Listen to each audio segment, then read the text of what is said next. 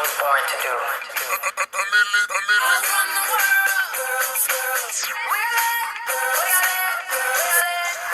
It's important for you to understand that your experience facing and overcoming adversity is actually one of your biggest advantages.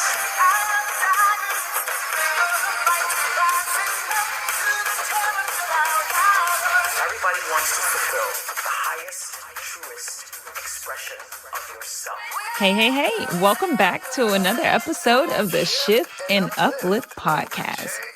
Here's where we help you laugh at your fears, best friend your soul, and believe that you can. I'm your host, the Jacque, and today we're diving into something that's so steamy, but with a twist. It'll make you think twice about the love that you truly deserve. So grab a glass of wine or your favorite cup of tea or joe, and let's get straight into it. Story time. Now let's get real. Have you ever found yourself clinging to someone or something long after you knew it was no longer serving you?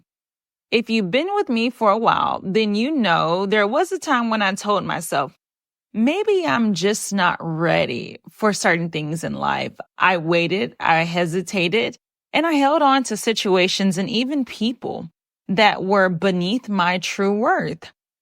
I kept giving them chances after chances, thinking that maybe this time would be different. But here's the thing. Deep down inside, I knew I was just making excuses.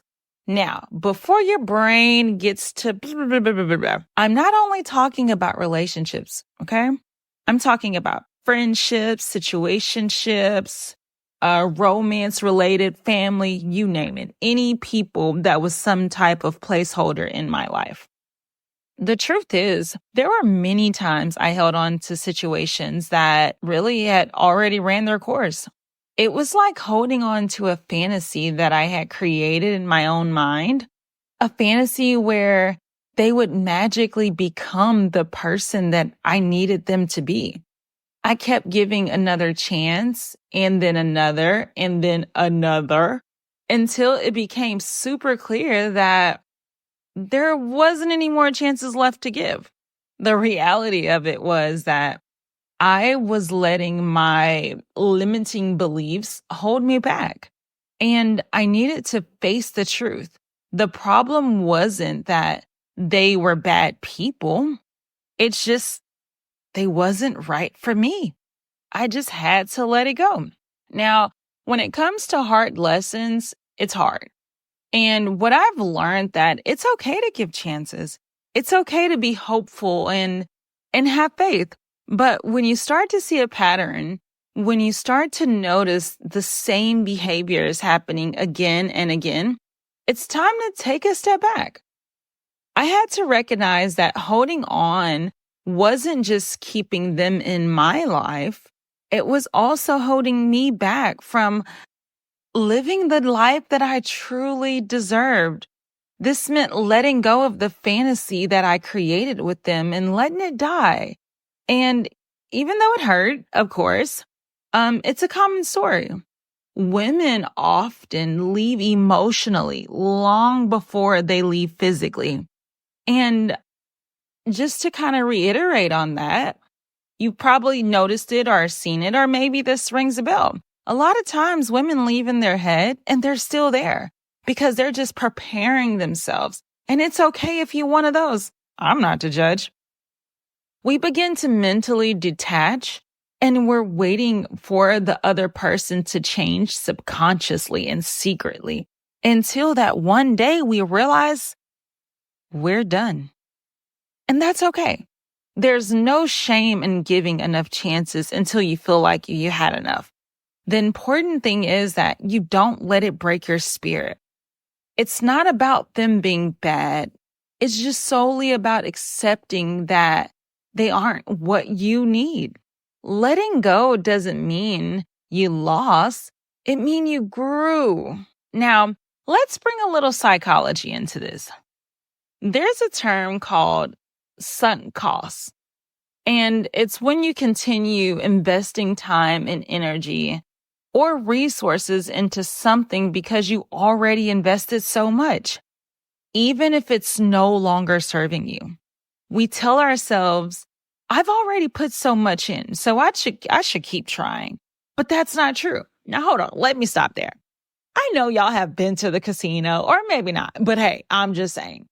And you gamble and you're like, oh, I already lost this. I might as well keep going because that jackpot is near. And what happens? You lose again and you lose again and you lose again, right?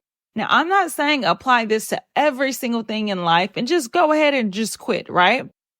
But for conversation's sakes, when you invest so much time and energy and resources into something, it doesn't always mean you have to keep going. You don't have to keep giving CPR to a situation that's already dead and buried. It's okay to say, I've given enough and now I'm choosing me. What's happening often is we create stories in our head about the person's potential, hoping that they'll meet our expectations. But the reality is they already shown us who they are. The challenge is to stop waiting for them to become someone that they're not or someone that they don't want to be for you. And instead, just embrace who you are. Someone so worthy of being loved and respected and cherished. My goal for today's discussion, I just want to inspire you to take a step back and reflect and choose the life that you truly deserve, okay? Now, I've been there before. I've gave my all. I gave excuses for red flags, and I convinced myself that if I just held on a little bit longer, maybe they would grow and they would mature and become the person who I needed them to be and wanted them to be. But each time I let myself down because I believed in them when they were not believing in themselves. Now, sometimes that's great for the right person. It gives them motivation to do great things. But for me and my situations, I let myself down. And each time a little piece of me kept breaking off. The truth was, I was hurting myself by forcing a connection that maybe was never really there. And honestly, I wasn't doing them any favors either. I was holding on to potential while ignoring reality. Now, let me tell you this from the heart. Forcing a connection that isn't genuine, it's not only exhausting, but it's damaging. When we force something that's not there, we give away pieces of ourselves bit by bit until we're left feeling completely empty. We start losing sight of who we are because we're so focused on trying to make something fit that just doesn't fit. And you know what? You're better than that. You deserve a real thing, not just the story that you're writing in your head about what could be or goals or dreams. Don't let your limiting beliefs convince you that you have to settle for anything less than what you truly want and what aligns with the person that you want to become or the person that you are already. It's about trusting yourself, your worth, and knowing when enough is enough. Just acknowledge your healing process. Healing isn't a one-size-fits-all journey. It's different for everyone, and it takes time. Sometimes a lot of time, and that's okay. The most important thing is that you're moving forward, one step at a time. Don't rush the process. Give yourself grace and remember that healing doesn't mean forgetting. It means letting go and finding peace. And yes, you're allowed to be sad and to grieve what you thought it could be. You're human, but don't stay there. Don't let yourself get stuck in a trap of believing that potential is enough. If someone continuously show you who they are, believe them. Don't hold on to a fantasy of what they could be. Don't let your desire for them to change blind you to see who they really are. For a second, just forget the word potential. Every single person born into this world has potential, but it doesn't mean that they're going to rise to it. Don't let your dreams, desires, and who you hope someone could be and someone could become keep you trapped in the cycle of disappointment. I want you to know something powerful. There is absolutely nothing in this world worth compromising your sense of self for.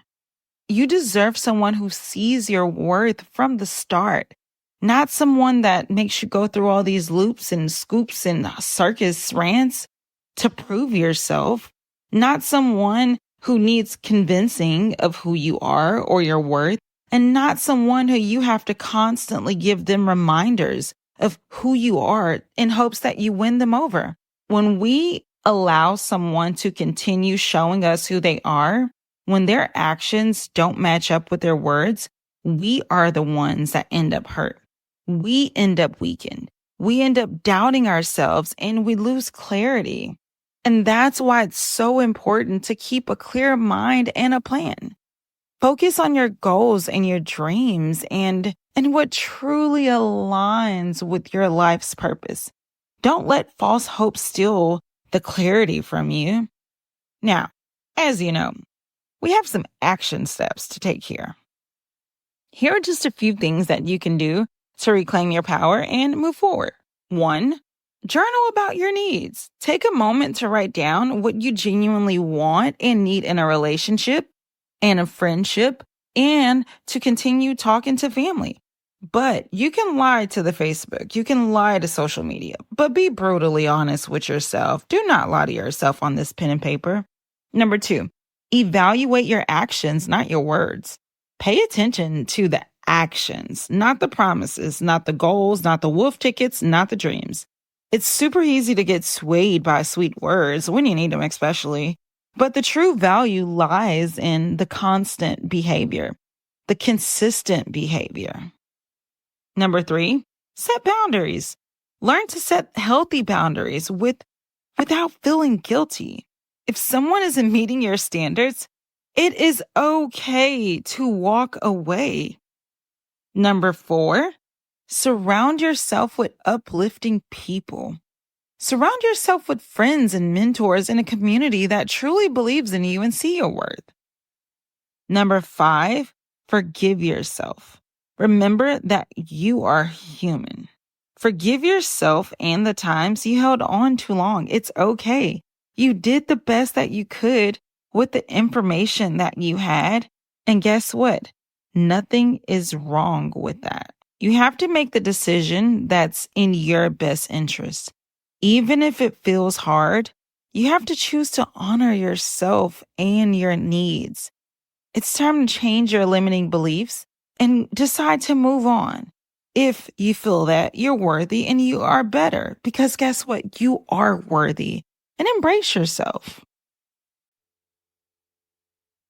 Okay, beautiful people. So let's get real for a moment before we go ahead and wrap things up today. Outgrowing friendships and relationships doesn't mean that you hate anyone. It doesn't mean they're your op. It doesn't mean they're an enemy. And it doesn't mean that they were never important to you. It doesn't even mean that they're still not important to you.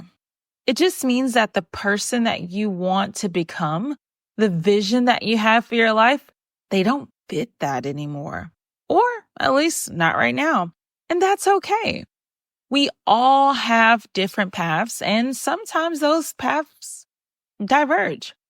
It's not about forgetting the good times or ignoring the lessons learned. It's about recognizing that you grow. And as you grow, your needs, your goals, your desires, they grow, they evolve. Knowing what sets you back, what triggers you, and what limits your growth is super crucial. It's not even just about who you used to be, but it's more so about who you want to become. Some conversations, some relationships, and some people, they just hold us in the place that we have already outgrown. The key is to be self-aware enough to understand what holds you back and to have the courage to release it. Letting go is not necessarily quitting. It's not giving up, and it's not failing. Letting go is just recognizing that some things, some people, and some situations, no matter how much we want them to work, they just aren't meant for us anymore. And that's okay. Letting go is not a sign of weakness. It's a sign of strength, because letting go means that you are creating space for something new, something better, and something that aligns with the version of you that you're growing into. I've told you guys many times before, I've been there. I've held on to relationships way past their expiration date because I thought I could fix things, or I felt like it was my duty to stay. But there came a time when I realized that I was fighting battles that wasn't mine to fight. I was investing in potential that would never be fulfilled, and it was draining for me. I know what it's like to hold on to someone or something that isn't good for you because you think you have to. You're entitled to, you feel bad for them, or maybe they've done something for you and you feel like you're in their debt. But here's the thing. You don't have to. You deserve better. You deserve to have people in your life who elevate you, who want to see you win, and who are capable of being in your life in the way that you need them to be. One of the hardest lessons I've had to learn is to let go and when to let go. Whether it's out of guilt, anger, love, loss, betrayal, change is never easy. We fight to hold on and we fight to let go. But letting go is about accepting that some endings, while pretty sad, they pave the way for happier ones. It's about knowing that goodbyes can be hard, but they're often necessary to steer us towards that new beginning. It doesn't mean that you don't know how to hold on to things or you don't know how to make things work. It just means you're wise enough to know when something is no longer meant to be yours. It's not. Bye-bye. You won't win every battle. You won't get every prize. And sometimes that's a blessing. For me, even though I joke about being a quitter for those people who just say, oh, you're quitting on me, right? Letting go is far from quitting. It's about understanding that not everything is meant to stay. There's no point in holding on to someone who doesn't see your worth. Or there's no point in fighting for something that doesn't make you happy anymore. You have to stop setting yourself on fire to keep others warm. It's not about turning your back on the past. It's about looking forward to the future with clear eyes and an open heart. So let's be real here. Letting go doesn't mean you're giving up on love. It doesn't mean you're giving up on friendship. It doesn't mean you want inconsistency or instability. It just means you're not afraid to say that some things, some people, and some places are not meant for you. You're not here to fix everyone, and you're certainly not here to convince someone of your worth. And when someone continuously show you who they are, believe them, please. Forget about who you think they could be and forget about who you wish they were. Focus on what is right now in this moment. Every single person has potential.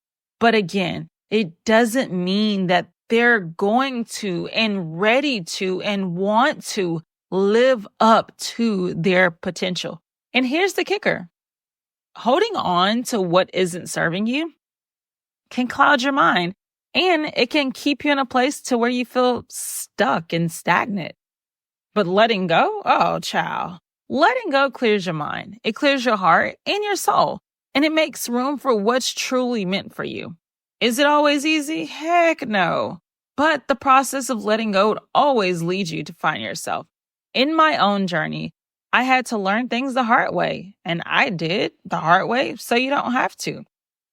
I believe that forgiveness meant allowing people back into my life over and over.